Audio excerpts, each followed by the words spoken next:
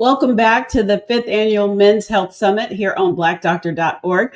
I'm your host tonight, Shamika Rhymes. And so tonight we're tackling one of the biggest silent threats to men's health, high cholesterol. It often has no symptoms, but it can lead to serious issues like heart attack or stroke. But the good news is, with the right knowledge and action in your toolbox, it can be managed. So tonight we're diving into what cholesterol is, why it matters, and how we can take control of those numbers. So those of you that are watching, let me know where you're watching from. Drop any questions tonight in the chat because the experts are here to answer your questions, and make sure to share this with your network. So let me introduce you to tonight's panel. So joining us tonight, we've got, and she's a familiar face, Dr. Nasochi. She is a New York-based internal medicine physician and health expert. She's been featured on CNN, NBC, Forbes, and here on Black Doctor. Welcome. Thank you for having me. Always a pleasure to be here. Good to see you again.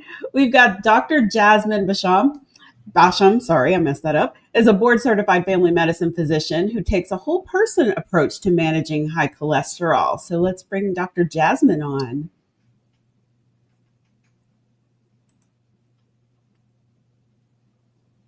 Hello, everyone. So glad to be here.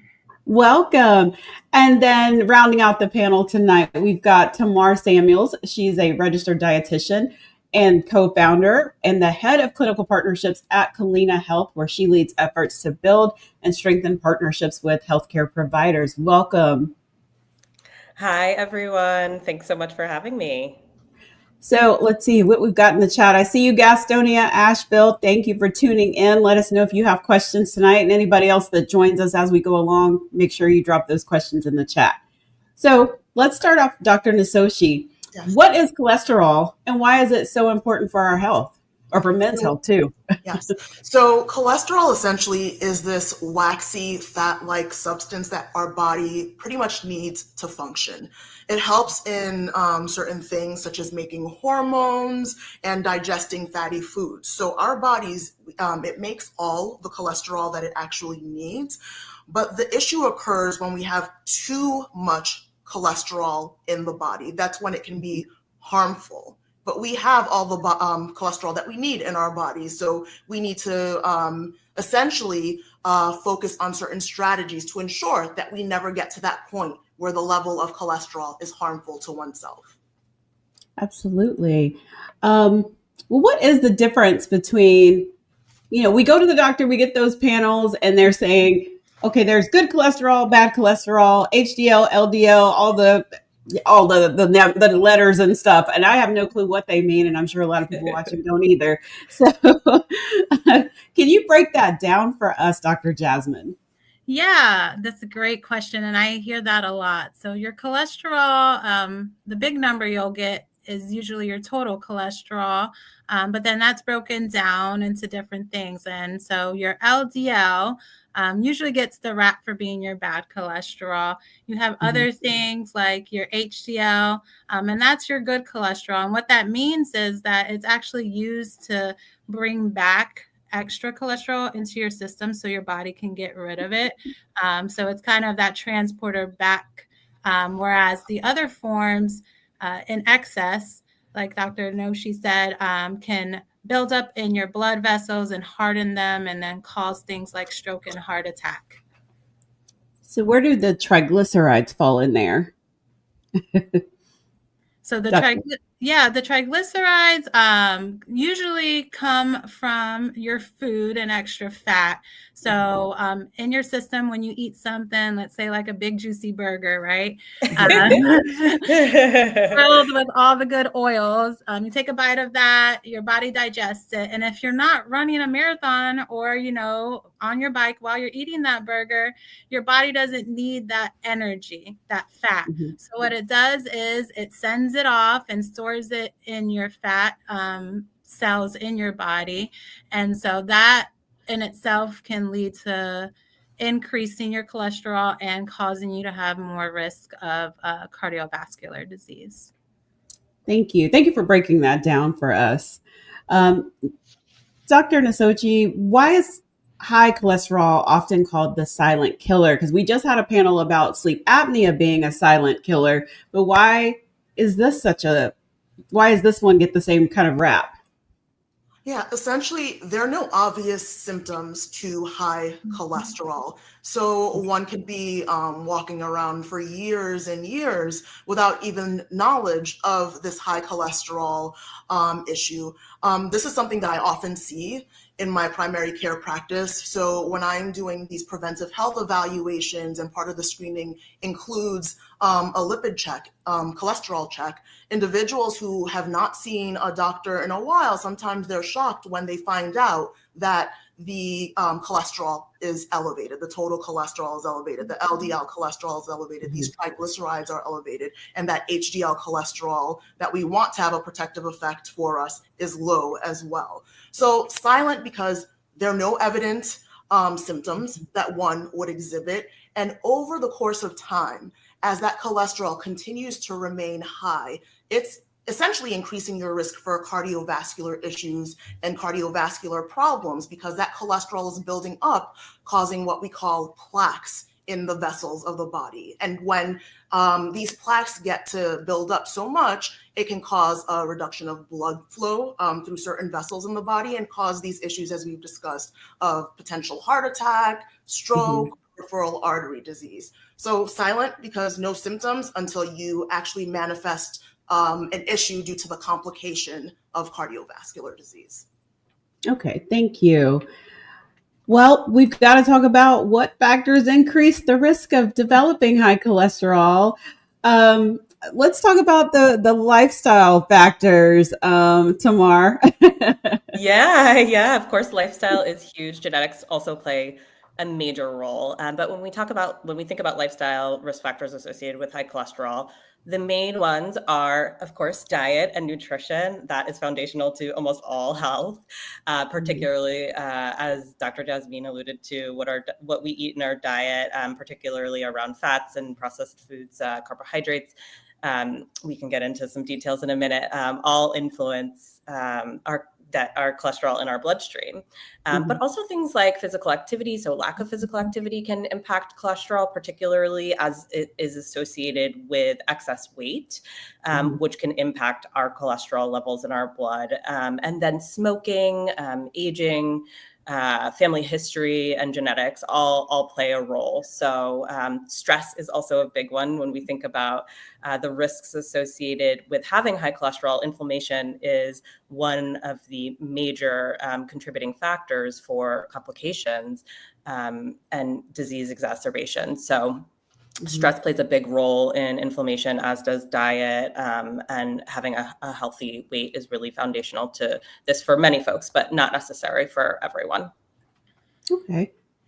And just to add a little bit more, especially in our American diet, fiber, which is so essential not only for regular bowel movements and gut health, but also can help, regulate that cholesterol, is pretty low in the standard American diet. And it's a great way I talk to my patients about adding fiber in a gradual addition to help with lowering your cholesterol and adding more nutrition to your diet. Yeah, fiber is so foundational. Soluble fiber is probably one of my favorite ways to manage high cholesterol. It's a special type of fiber that traps cholesterol in the gut and removes it from the body. So when we eat more soluble fiber, which we can find in things like oats, barley, lentils, beans, flax seeds, eggplant, okra, it's in a variety of whole plant-based foods. When we eat more soluble fiber, we help to really bind that cholesterol in our bloodstream and get it out of our body.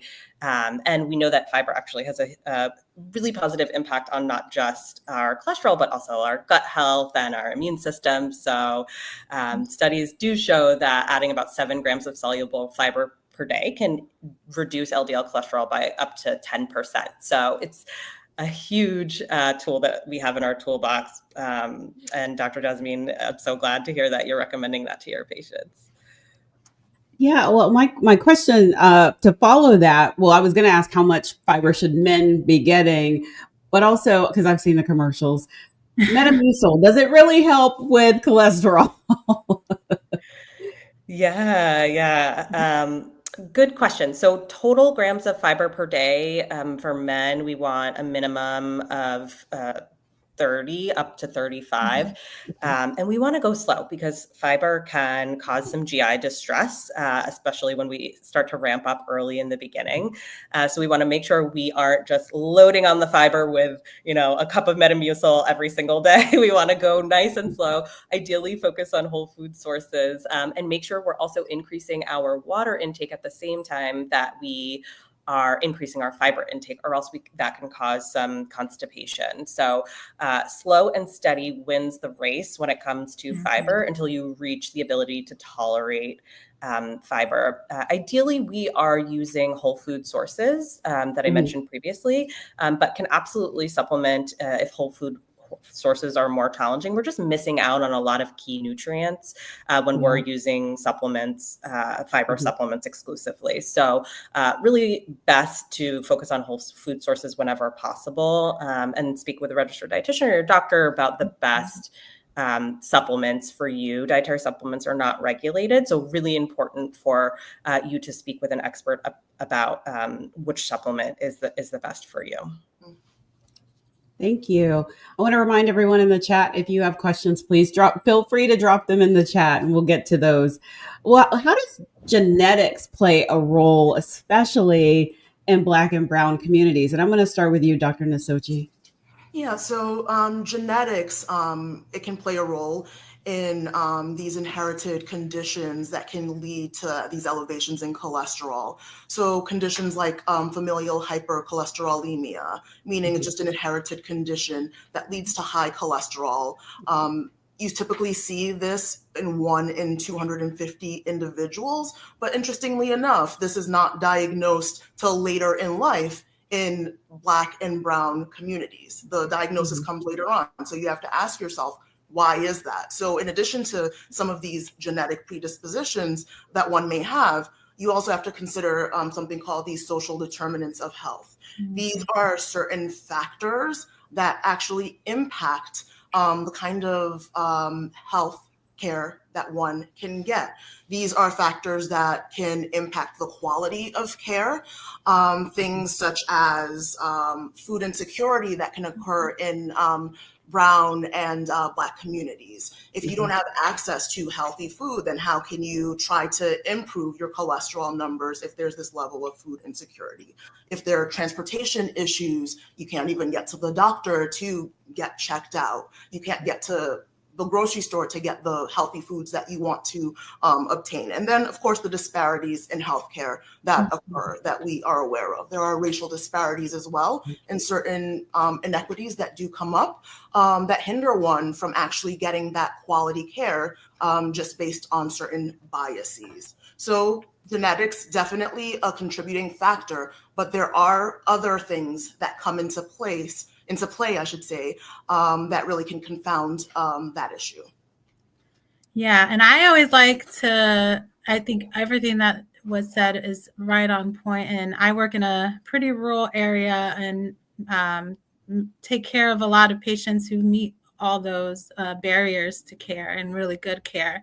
But I like to also remind my patients, it's not always in your genes. Sometimes it's on your dinner plate, so that they feel empowered to take some of that back. Because sometimes I meet individuals who say, well, my mom had it, my grandma had it, her mom had it. And they're like, well, I was just waiting to get it. And so I really try to flip that narrative and say hey, yeah, you probably are more prone, not just genetic, your environment, your upbringing, your preferences, even taste wise, of what you eat, but you do have some control, and really try to give that power back to the patients that I serve. Absolutely. Well, that brings up my next question. And Dr. Nasochi just mentioned that the food deserts, and then there's no way they can get those foods to, that they may need, like those whole food or whole plants and plant-based types of foods. So in that case, what can they do to lower their cholesterol? Tamar, what could they be eating instead? What could they get? Yeah, so it's a huge issue, the public health issue that we have clearly. And, the lack of access to fresh whole foods, the lack of education and lack of support is big. There's a lot of great food as medicine initiatives that are happening federally, which is really exciting. And so actually many of these areas actually do have access via these initiatives, and they might not be aware of it. So I think a big part of that is getting the word out as to where the resourcing is within these communities and how they can access it. There are quite a lot of really innovative companies that are doing a lot of boots on the ground work to supply whole food, fruits, vegetables, lean meats, things like that, to communities that don't have access to them. So that is, I think, a big component. There's just a lack of knowledge that these programs exist within some communities, but there is quite a lot that we could also do with the resources that we do have. We don't have to have 100% organic food all the time. We don't have to have, foods that are hand selected and perfectly packaged. Actually, we can work on potentially growing a vegetable garden in our backyard if we have it. Can also focus on buying in bulk. That can be really a lot more cost effective.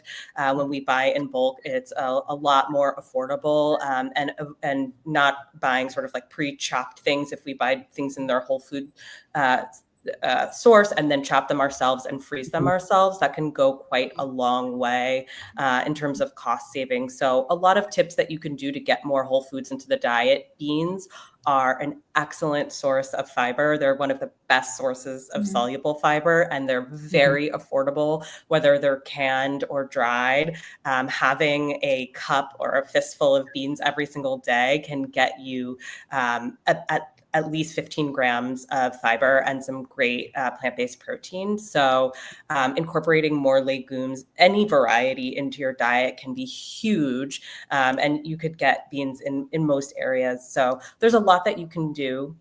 We do want to be mindful about high sodium canned foods, but can often find canned foods that are actually low in sodium. The consumers are really pushing everyone to pushing the food companies to make more wholesome products for us because we have this public health crisis. And so the food companies are starting to really catch on and make their products more health promoting. So there's a lot of work to be done, but still can use our current resources to help to support this.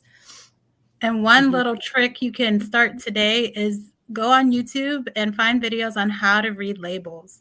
A lot of patients, the food companies are so good at marketing things as healthy that might not always be healthy.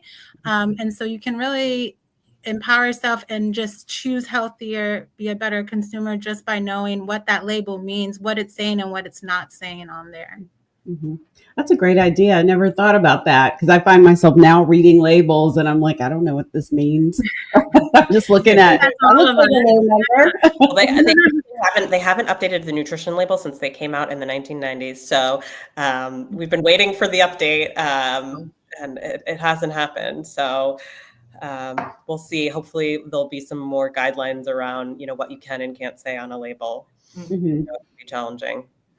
Well, let's talk about the effects of high cholesterol on the body. Dr. Jasmine, can high cholesterol affect your energy levels, brain function, or daily wellness?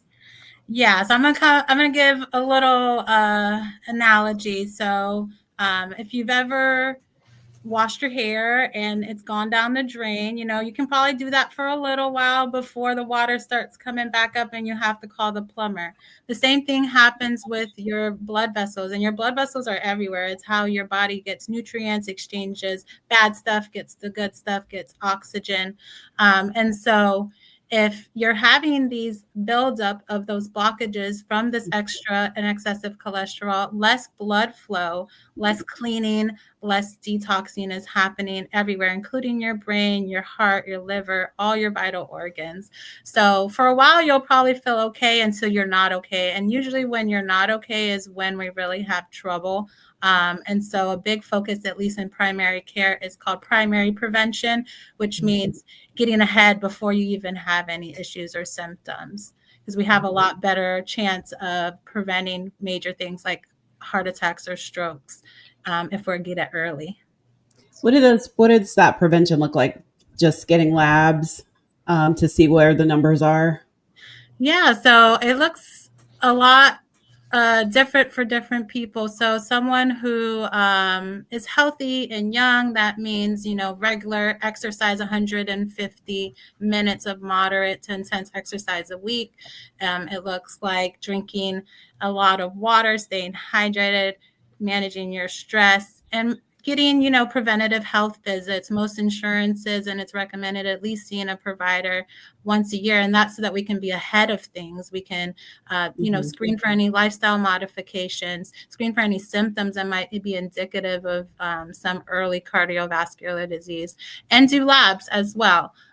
So I think that's how it would look like for a general population. Once you already have diseases like diabetes or heart disease, hypertension, then we're focusing a little bit more on secondary prevention, which means complications that can come from those things. Okay. Dr. Nasochi, you've mentioned a little bit, but how does high cholesterol interact with other chronic conditions like diabetes or high blood pressure? What happens then?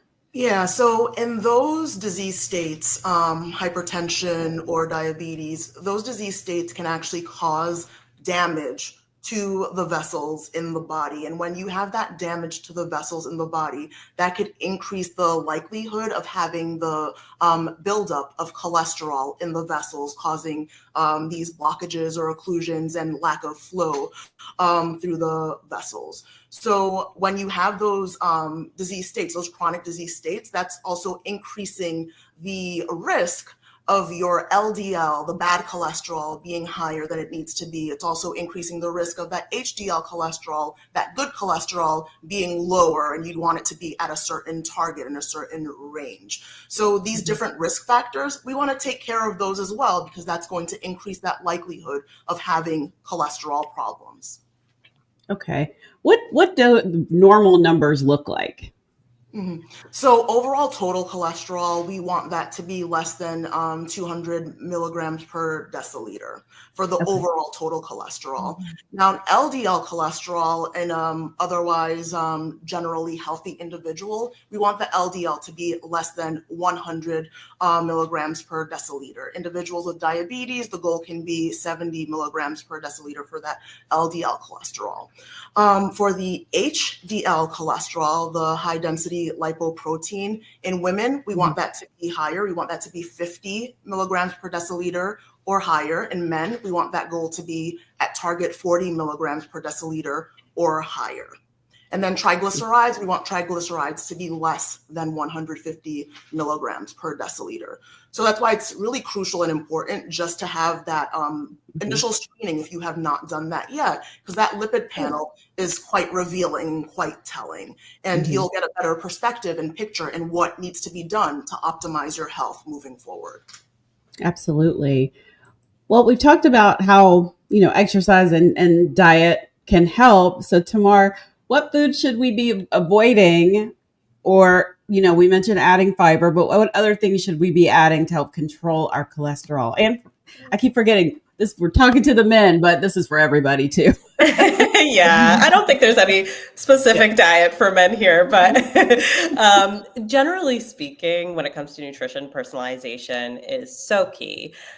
We do have evidence-based recommendations for medical nutrition therapy for managing cholesterol, high cholesterol, and preventing heart disease. But we want to make sure anything we try or recommend to our patients as healthcare professionals is something that they could actually employ in their lives, right? So I know it can be really frustrating when you see a healthcare professional and they're like, you have to do all of these things and cut out all of this and try it out, see how it goes. Most people can't implement that, even if they do have the means. We have busy lives. We have a lot of competing priorities. So really important for you to work with someone who is meeting you where you're at and able to support you in, gradually adding or focusing on goals that you can actually implement where you're at. And every bit goes a long way. So you don't have to do it perfectly. You don't have to be 100% plant-based, follow a Mediterranean eating pattern, lose 1 million pounds in order for you to get results. I always like to start with expectation setting when it comes to nutrition and lifestyle, because I think people have this diet starts tomorrow attitude where they have to cut everything out and live a life that's devoid of joy when it comes to food. And that is just not true.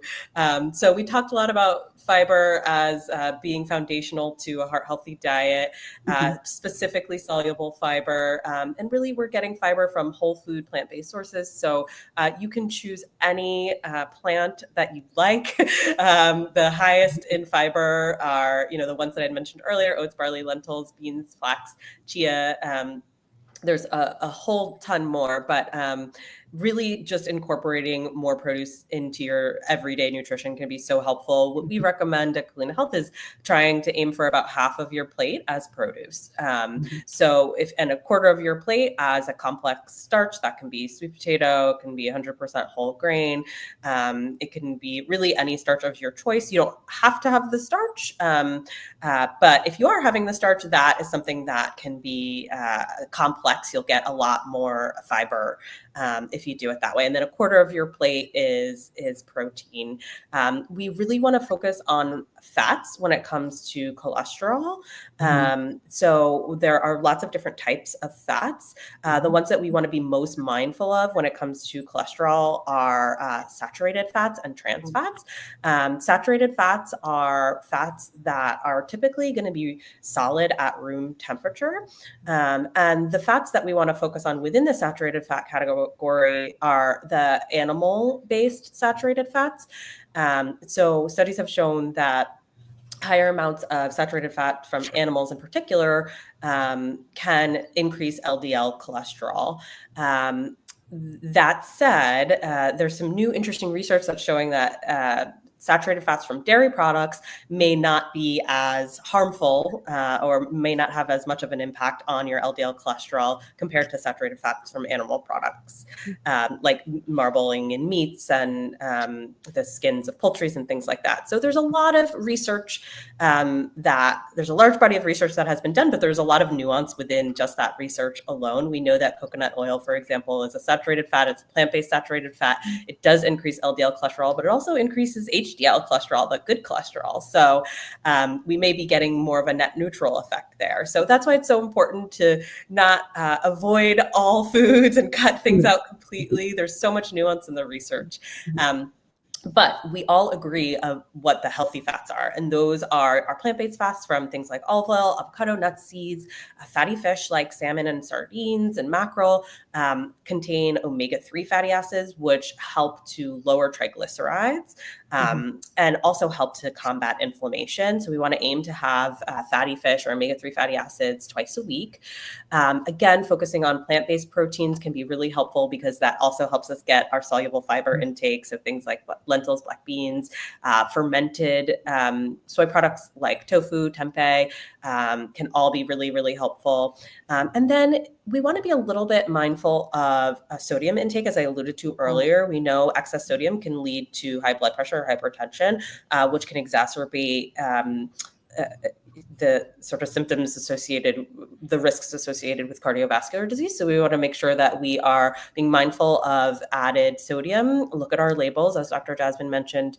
Ideally, if we're consuming a food that has a label on it, the sodium content should be less than 120 milligrams of sodium per serving. Many containers contain multiple servings. So we just want to be careful about reading those labels. Just because it says 120 grams doesn't mean we can have the whole thing. So we also just want to be mindful of processed meats. Those generally are higher in sodium. Studies show that they can increase inflammation, and added sugars are also going to increase inflammation. So swapping out any added sugar for fruit can be a really powerful way for us to support our heart health. Eggs are super controversial. I think most of us feel like eggs are high in cholesterol and we need to avoid eggs if we want to manage our cholesterol. That's actually not true. Studies do show that dietary cholesterol found in eggs, for example, may actually have less of an impact on our blood cholesterol compared to saturated fat. There is a subset of folks who have a genetic predisposition to being hypersensitive to dietary cholesterol. So if you already have high LDL, you do want to be mindful of your dietary cholesterol intake, but it doesn't mean you need to completely avoid eggs as part of that process. So a lot of nuances. It can be a little bit confusing when we talk about heart health and the diet. Thank you. And you answered, I was going to ask about the sodium, but you answered it. So thank you. Yes. We do have a question in the chat. Gertrude C. Major says, at what age should children be made aware of the importance of a healthy, wholesome diet and I'm guessing she's meaning to prevent high cholesterol. Who wants to tackle that one? I'll just say that it's so important because this question is so important because we're seeing a starking increase in child obesity and metabolic syndrome. It means like diabetes, hypertension, and high cholesterol. So my answer to this question is it really starts in the womb. So there's studies that show that children and young babies' preferences and taste buds can be influenced by their mom's diet. And then you think, environmentally and nurture wise, what your family's eating is what you'll be exposed to. So I think there's not ever a too early of a time to start exposing infants and babies when they're transitioning from milk to food to healthy foods, including fresh fruits and vegetables, legumes, and whole grains. We do have another question. Oh, yeah. Yeah. We have another question from Faye Wright. She says, what about shrimp if you have high cholesterol? Can you have shrimp? Good question. Yes, very good question. So shrimp falls within that same category as eggs. Shrimp is a dietary source of cholesterol. And so if you already have high cholesterol, you just want to be mindful of the amount of shrimp that you're having, but you don't need to avoid it completely. And a fun fact is if you have shrimp with something like beans, so a dietary source of dietary fiber, that can help bind the cholesterol so you don't actually absorb it because it binds it within the gut. So it's great to pair anytime if you have high cholesterol and you want to have foods that are higher in dietary cholesterol, pairing them with fiber at the same time is a hot tip for you to minimize the impact that might have if you are someone who is genetically predisposed to high cholesterol. Oh, she says grilled shrimp. She eats it with a salad. Is that good? I love it. I love it. Add some chickpeas and you're good to go. Yeah. I'm sitting here like, oh yeah, I just had the bang shrimp at Bonefish. But I do want to emphasize that for many people who have high cholesterol, it's actually not due to dietary cholesterol. It can actually be more likely due to the amount of sugar and carbohydrates that they're having, as Dr. Jasmine mentioned with metabolic syndrome. So it is genetic. There is a genetic predisposition for those who are more sensitive to the effects of dietary cholesterol. But for many people, they can consume, even if they have high cholesterol, they can consume dietary cholesterol, but they need to be more mindful of carbohydrates and added sugar. Okay, thank you. Faye says, both Faye and Gertrude say thank you.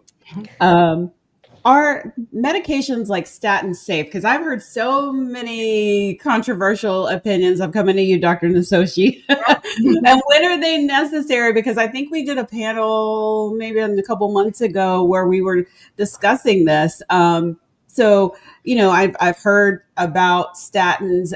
Even actually my doctor mentioned that we must have been talking about this panel coming up, but she was saying that there's some kind of guidelines or something that if you are diabetic, that you should be also taking statins for heart health. So I don't know, and I might have that all backwards because I can't remember exactly everything she said, but can you talk a little bit about the statins, are they safe and when are they necessary?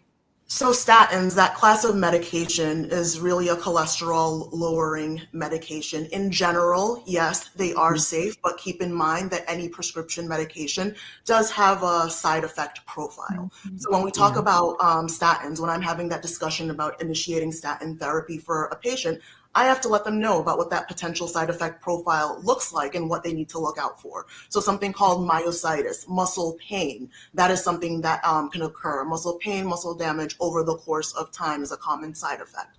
Another potential side effect, elevations of liver enzymes. So typically, if I have a patient on statin therapy, when I'm monitoring their cholesterol panels routinely, I'm also taking a look at their liver enzyme panel as well to ensure that they're not exhibiting any of those side effects. So side effects do exist, but yes, in general, they are safe. And what is the indication for the statin therapy? So you are right, individuals who do have a diagnosis of diabetes should be on a statin. In regards to statin therapy, the goal is really to reduce the risk of cardiovascular disease in any individual. We discussed that whole issue with primary prevention of cardiovascular disease. So there's a special kind of equation that we do for any patient with high cholesterol that kind of helps us determine if they are one that would warrant statin therapy. And in general, what we're looking at is their 10-year risk of developing cardiovascular disease. So if one's 10-year risk is greater than 7.5% or greater after we've done that kind of equation, then it is indicated. But for the most part, this is for primary prevention of cardiovascular disease. And if you have certain risk factors like diabetes that we've mentioned, hypertension, smoking history, that's a risk factor that I always mention to patients. If you're a smoker, now's the time to stop. That is a risk factor that you do have total control of to minimize your risk of developing high cholesterol. But if you do have those risk factors, you should have this discussion after having your lipid panel done to determine if you are going to have that statin therapy initiated. Okay. Well, I've also heard, maybe it was on YouTube, but I thought I'd heard like that sometimes dementia or Alzheimer's could be like a potential risk later on from taking a statin. And I've seen people in the comments on other shows saying they don't want to take the statin because of that risk. What do you say to those patients? So I hear multiple things from patients in regards to certain guidelines that I provide to them to help try to optimize their health. They've heard things online, on YouTube, on social media. But I think the best way forward is under the supervised guidance of your physician. Your physician will provide you with the appropriate course and treatment. And we're doing this in a supervised fashion. We're monitoring to ensure that you are not having any issues with any potential side effects. So I think it's really important just to have that open discussion and conversation of what to really expect when you initiate any kind of medication, especially for cholesterol lowering medications as well. What are our goals of care? What are our targets after we do have you on this medication? And what are we doing to ensure that you move forward safely with these medications? Because the goal of this all is we want to minimize that risk of cardiovascular disease. We want to ensure that over the course of time, you're not having that issue with cholesterol buildup, whereby it's clogging arteries and now leading to the bigger issue of potential stroke, heart attack, peripheral artery disease. Okay. Yeah, bringing that back, sorry for interrupting, but bringing that back to men's health, it's so important because especially in Black and Brown communities, the disparity of men dying prematurely due to cardiovascular disease is a real thing. The percentage discrepancy compared to white men is 33% from a study from the American Heart Association recently. So that's a third higher. And so, you know, really being in charge of your health, working with your healthcare provider, finding small, achievable goals that are measurable and obtainable can really help us start making that discrepancy lower, but also just have our communities a lot healthier. Okay. I see one quick question before I wrap up here. Tiffany Henderson is saying she's on a statin, but she's having headaches that are lasting all day. Does that mean it's still safe to take statins if you're having side effects like that? I think you kind of mentioned it under the guidance of your provider should be talking to you about that. Am I right with that? Yeah, so I would say anytime you start developing symptoms when you've started any medication, that's the indication to have that discussion or another discussion with your physician so that they can determine, are the headaches due to the statins or are they due to something else? Sometimes one can believe or deem that some of their symptoms can be due to a medication, but it can be also something else going on. So it's always important just to have another evaluation to get to the bottom of what exactly is happening. So my answer to Ms. Henderson, follow up with your doctor, have a thorough evaluation, determine if the headaches are indeed due to the statins or due to something else. Okay. And then the last question from the audience. Faye Wright says, I believe you can change your cholesterol with diet and exercise, which we have talked about. But do you think that we should also be taking a statin along with it? So I get that question a lot too. And I always tell my patients, my goal is to have you on the least amount of medicines that'll keep you healthy. And sometimes we do have to start medications. Again, this is all, individual and tailored to the person that I'm seeing. But sometimes we do have to start medicines while we're working on lifestyle modifications, while we're working on increasing our exercise, because it's gonna help us get there quicker, but also it's going to give you that time to work on those things with the goal, hopefully, that, we can potentially get you off if we're seeing everything moving in the right direction. Thank you. Well, as we wrap up, what advice do you have to anyone who's watching that maybe they have high cholesterol or maybe they're afraid to just go get that panel done and go see the doctor? What advice do you have? I'm going to start with you, Dr. Nasoshi. So I am a firm believer in prevention. Prevention is key. Guidelines state that really begin checking these cholesterol levels. They say kids between the age of 9 to 11 should at least have one cholesterol check. Then again, we start checking at least once between the ages of 17 to 21. So my messaging really is, if you've never had that evaluation in which you've had that cholesterol check, now's the time to have that checkup.